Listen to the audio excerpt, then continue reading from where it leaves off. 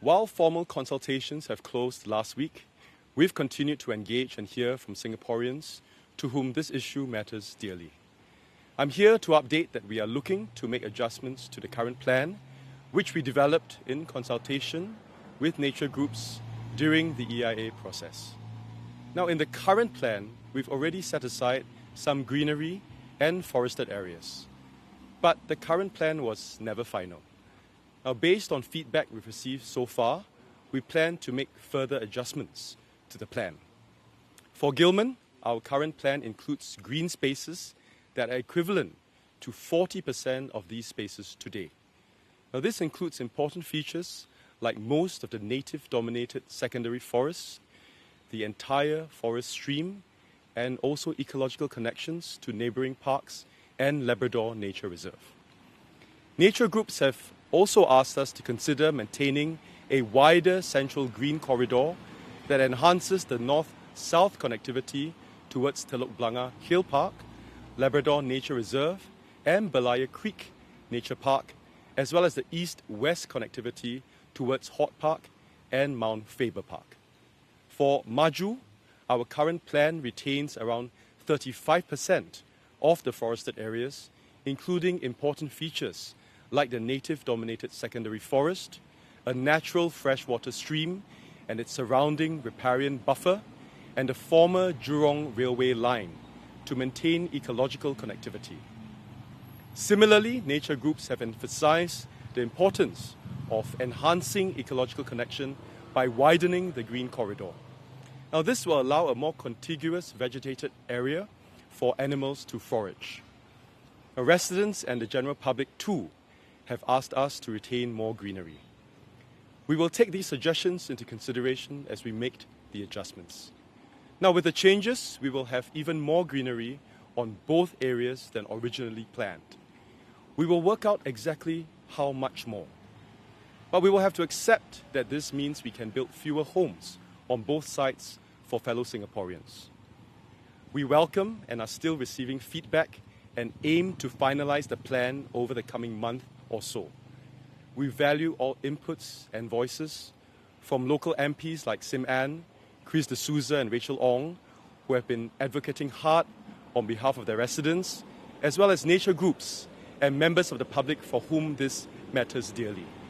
They are all playing their part to help us meet the housing needs of our fellow Singaporeans and to achieve our vision of a city in nature. We value all inputs and voices from local MPs like Sim Ann, Chris D'Souza and Rachel Ong, who have been advocating hard on behalf of their residents, as well as nature groups and members of the public for whom this matters dearly. They are all playing their part to help us meet the housing needs of our fellow Singaporeans and to achieve our vision of a city in nature. But firstly, I'd like to say my preference that, don't touch Maju Forest. That's my first preference. But having said that, if you need to develop, I think MND can do a bit more in terms of planning to see whether we could merge, that freshwater stream up north with the linear corridor in the south into a bigger, contiguous, more voluminous forest so that, you don't have two separate entities. Which in layman term to have a bigger forest. With a bigger forest, then you have a more substantial habitat. And it may not please everybody, but at least, I don't know, we may reverse the planning process, 2/3 of retained forest and 1/3 of built-up area. That's my feedback so far, or most of my colleagues from Nature Society. What other kinds of engagement sessions will NSS be doing with residents on the ground as well? I think over the months or weeks we have been bringing people into the forest. I just conducted a tour yesterday. A lot of people are asking us, I want to visit Maju Forest. Can you bring us there? So we actually brought them there, and I took the chance to explain about the old Jurong line, which is very much part and parcel of Maju Forest. So what do you think about the outpouring of support and with these plans so far? Actually, you asked me, the response from the public kind of shocked me actually. I didn't expect there's so much outpouring of sentiment about Maju Forest.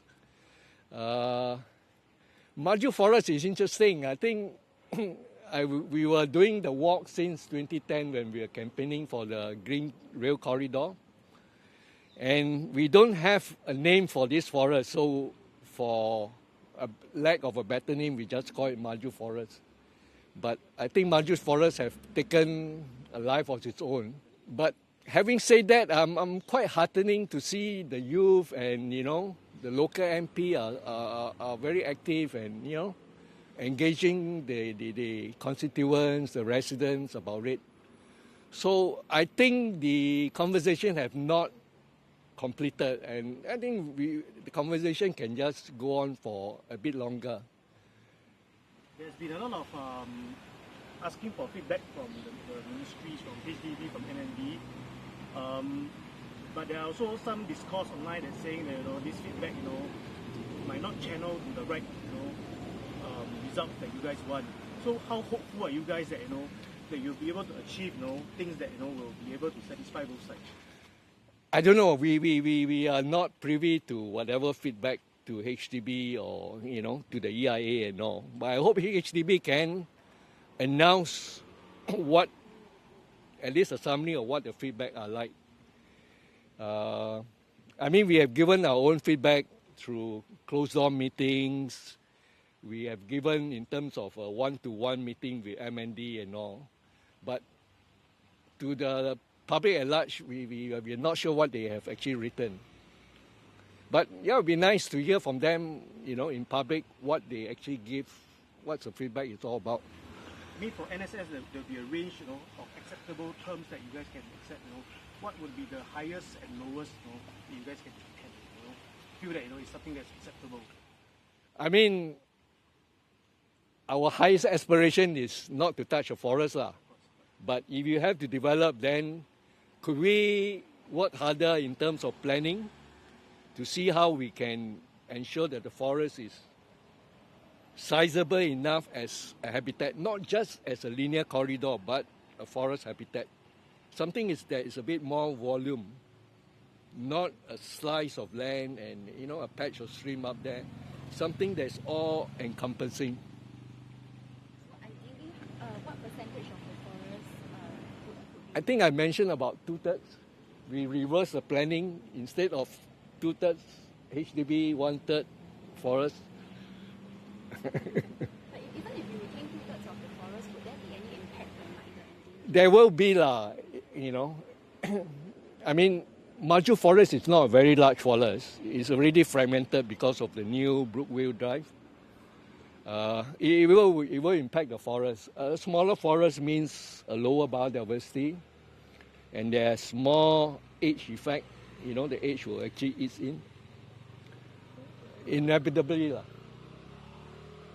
And maybe MND should work hard to look at seriously other alternative area, neighboring camps or whatever. Also, what do you think about the ongoing sterilization of the monkeys? I'm not an expert in primate, but it's better than culling for sure. I mean, macaque we know is a big problem, so I think sterilization is sort of a halfway house, better than culling.